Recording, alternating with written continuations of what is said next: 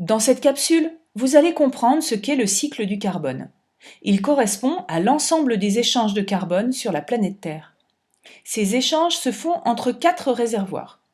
La lithosphère, qui est une enveloppe constituée de roches, l'atmosphère, qui est constituée de gaz, la biosphère, qui correspond à l'ensemble des êtres vivants, et l'hydrosphère, qui comprend toute l'eau liquide à la surface de la Terre.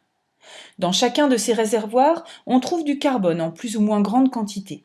Dans la lithosphère, 60 millions de gigatonnes de carbone sont emprisonnés dans les roches, comme le charbon qu'on a déjà étudié ensemble. Dans l'hydrosphère, on trouve 39 000 gigatonnes de carbone. Dans l'atmosphère, 760 gigatonnes et dans la biosphère, 610 gigatonnes. Le cycle du carbone représente donc les échanges entre ces 4 réservoirs. Nous allons en étudier quelques-uns. Lors de la photosynthèse, vous savez que les végétaux captent le CO2 de l'atmosphère pour fabriquer leurs molécules organiques. Eh bien, 100 gigatonnes de carbone sont prélevées grâce à la photosynthèse. On observe qu'un échange contraire s'effectue lors de la respiration. Tous les ans, il y a 100 gigatonnes de carbone qui sont échangées entre la biosphère et l'atmosphère.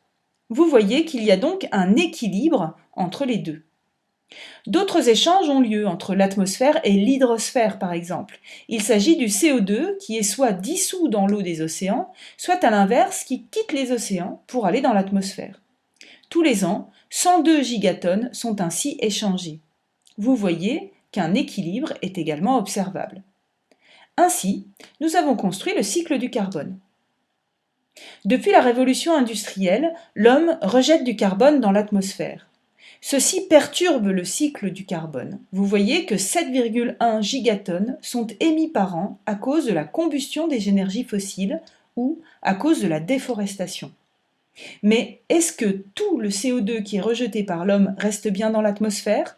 C'est à cette question que vous allez répondre en réalisant l'activité 1.